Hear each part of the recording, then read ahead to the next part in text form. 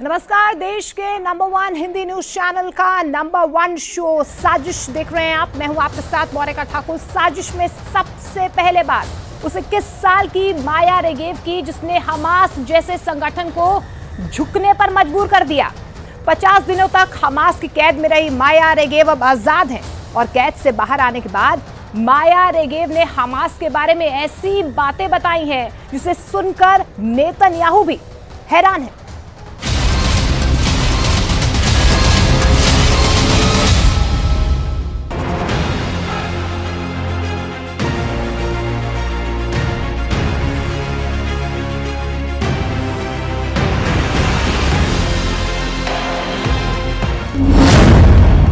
इक्कीस साल की बंधक माया रेगेव का वीडियो।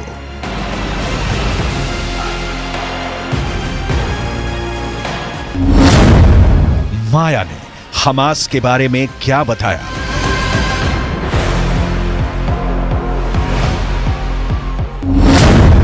हमास ने माया के साथ कैसा सलूक किया?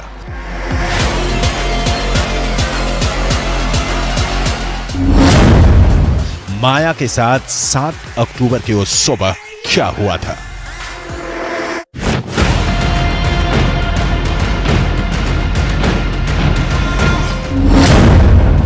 माया को हमास ने कैसे किया था अगवा?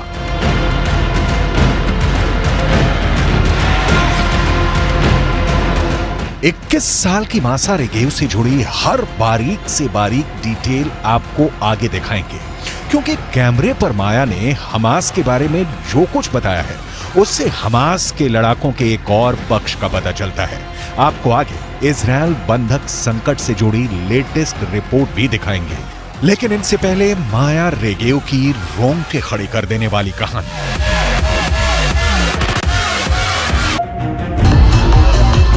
माया रेगेव सही सलामत थी जब म्यूजिक फेस्टिवल में थी,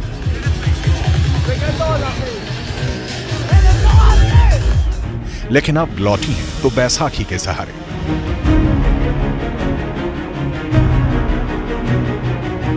बंधकों को वापस ला रही वैन में बैठने से पहले माया रेगेव का यह वीडियो देखिए, जो हमास की उन सारे कायदों की धज्जियां उड़ाता है जिसमें कहा गया है कि बंधक बिल्कुल सुरक्षित लौटेंगे।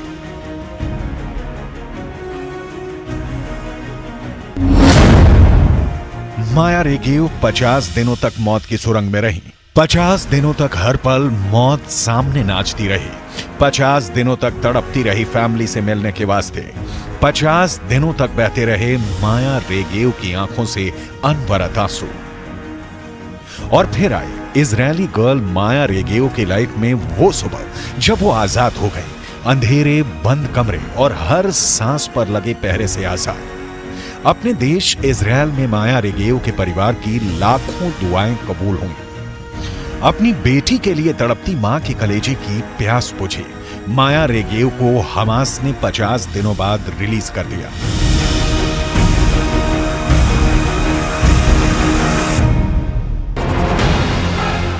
माया और माया के 18 साल के भाई इताई को हमास के लड़ाकों ने 7 अक्टूबर को नोआ म्यूजिक फेस्टिवल से अगवा किया था।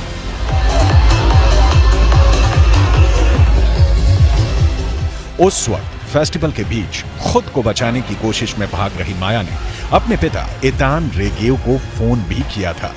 उनके पिता ने बेटी की वो कॉल रिकॉर्ड कर ली थी। वो लगातार उससे अपनी लोकेशन भेजने को कह रहे थे, लेकिन इतने में फोन कट गया। इसके बाद माया के पिता लगातार गाजा की सीमा के पास मौजूद अस्पतालों में अपने दोनों बच्चों को खोजते रहे। उन्हें कोई सुराग नहीं मिला। कुछ देर बाद ईलान को सोशल मीडिया पर एक वीडियो मिला। इसमें एक ट्रक के पीछे हमास लड़ाकों ने उनके बेटे इताई को बांध रखा था। फोन कॉल के वक्त माया लगातार कह रही थी, वो लोग मुझे मार रहे हैं, उन्होंने मुझे गोली मारी है, हम मर जाएंगे, मैं कार में छिपी हुई हूं, वो हम पर गोली चला रहे हैं। היא צועקת לי בעמוק, בהיסטריה, אבא, תבוא, יורים עליי, אבא, יורים עליי, אני מתה.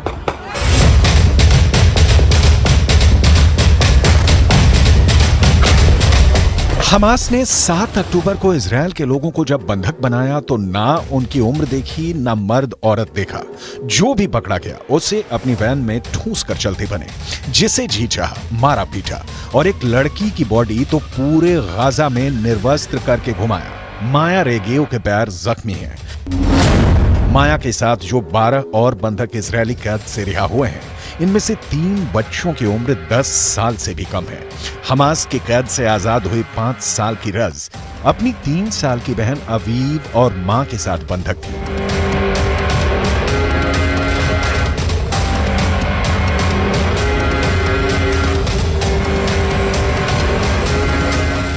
इजराइल हमास के बीच जो समझौता हुआ है उसके मुताबिक ये सीज फायर सिर्फ 4 दिनों के लिए ही रहेगा। सुबह 7 बजे से शाम 4 बजे के बीच बंधकों को छोड़ा जाएगा। हर दिन 13 बंधक रिहा किए जाएंगे। इजराइल ने एक बयान जारी कर बताया कि इसके बाद अतिरिक्त 10 बंधकों की रिहाई पर सीज फायर 1 दिन और बढ़ जाएगा। मतलब 5 दिनों में कुल 60 बंधक छोड़ने का सौदा हुआ है।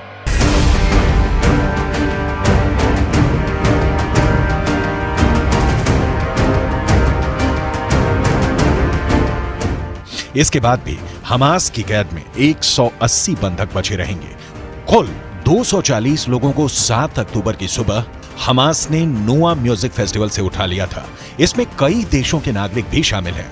हमास अब जत्था बनाकर इन बंधकों की रिहाई कर रहा है और बदले में इजराइल भी फिलिस्तीनी कैदियों को रिहा कर रहा है। सौदा बहुत सीधा सा दिख रहा है, लेकिन असल में है नहीं। गाजा में गोली बारूद बंदी से शांति दिख रही है, लेकिन यह तूफान से पहले की शांति है, क्योंकि इजराइल ने 2 टूक कहा है कि हमास के अंतिम आतंकी के जिंदा रहने तक जंग जारी रहेगी। मतलब जैसे युद्ध विराम की मियाद खत्म होगी, इजराइल गाजा पर फिर से टूट पड़ेगा। रिहाई के बाद भीषण युद्ध। पहला कारण यह इसलिए क्योंकि 12,000 फिलिस्तीनियों की मौत के बावजूद इजराइल का पूरे उत्तरी गाजा पर कब्जा अब तक बाकी है। दूसरा कारण, गाजा के दक्षिण में खान यूनिस शहर पर भी कब्जा बाकी है। तीसरा कारण, हमास के अंतिम आतंकी के जिंदा रहने तक युद्ध जारी रहेगा, क्योंकि हमास किसी भी वक्त पलटवार कर सकता है।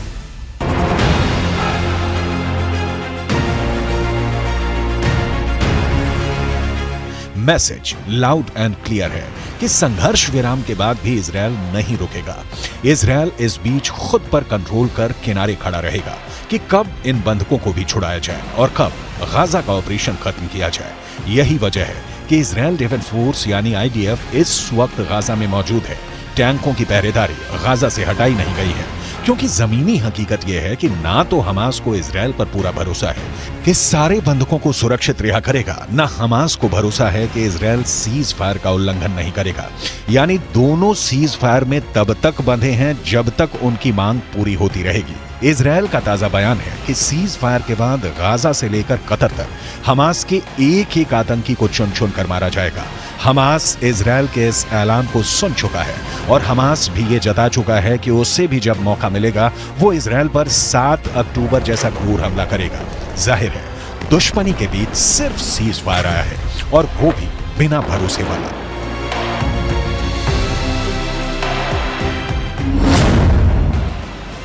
रिहाई के बाद भीषण युद्ध।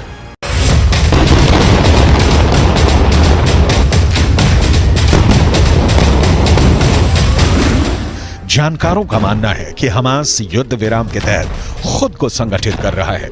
हमास के टॉप लीडर खुद के लिए बेहद महफूज जगह की तलाश कर रहे हैं। इजराइल की हमास के खात्मे के साथ लेबनान के हिजबुल्लाह और यमन के हूथी विद्रोहियों को भी नस्तो नाबूद करने की प्लानिंग है। लिहाजा इजराइल कोशिश में है कि जितनी जल्दी हो सके बंधकों को छुड़ा लिया जाए।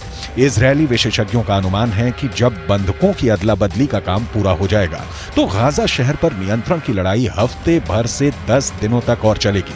पश्चिमी मीडिया में रिपोर्ट छप रही है कि हो सकता है कि सीज फायर के बाद इजराइल का ध्यान गाजा पट्टी के दक्षिण इलाके की तरफ होगा।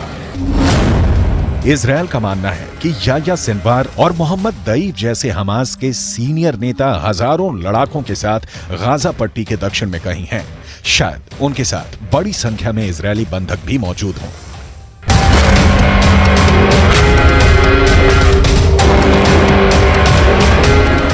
गाजा पट्टी के लगभग 22 लाख लोगों का एक बहुत बड़ा हिस्सा दक्षिण की ओर चला गया है। दक्षिण के इलाके में लोग अटे पड़े हैं। उनमें बहुत से लोग डरे सहमे और बेघर हैं।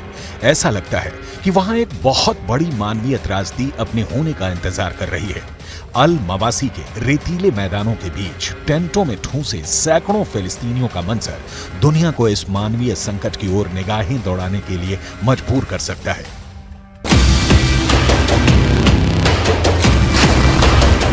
7 अक्टूबर के हमले के बाद गाजा पट्टी से लगभग 17 लाख लोग विस्थापित हो चुके हैं। इनमें से ज्यादातर लोगों ने गाजा पट्टी के दक्षिणी इलाके में पहले से भीड़ भाड़ वाले शिविरों में पनाह ले रखी है। युद्ध विराम की तारीख खत्म होते ही इन लोगों के सिर पर इजरायल की बंदूकें तान दी जाएंगी। इजरायली सेना के प्रवक्ता लेफ्टिनेंट कर्नल रिचर्ड हेच को सुनिए। यह मुश्किल हो सकता है, लेकिन वो लोग जीवित रहेंगे। इजरायल के लिए यह सैन्य जरूरत बन गया है। जिस तरह गाजा शहर के नीचे हमास का नेटवर्क है, ठीक वैसे ही खान यूनुस और रफा में भी हमास के लड़ाके फैले हुए हैं और वहां उन्होंने अपना इंफ्रास्ट्रक्चर बनाया है। इजरायल इस बार हमास से सदा सदा के लिए निपटारा चाहता है और हमास के खिलाफ इजरायल को नेस्तो नाबूद करने के अब तक के बीच आता रहा है बंधक संकट। बंधकों में कई विदेशी होने की वजह से और खुद इजरायल में विरोध प्रदर्शन होने से नेतन्याहू ने हमास से युद्ध विराम तो कर लिया, लेकिन युद्ध तो तभी खत्म होगा जब हमास को मिट्टी में मिला दिया जाए। इंतजार कीजिए सीज फायर को बीत जाने का और इजरायल के हमास के खिलाफ फिर से जोरदार हमले का, क्योंकि ये रुकने वाला नहीं है।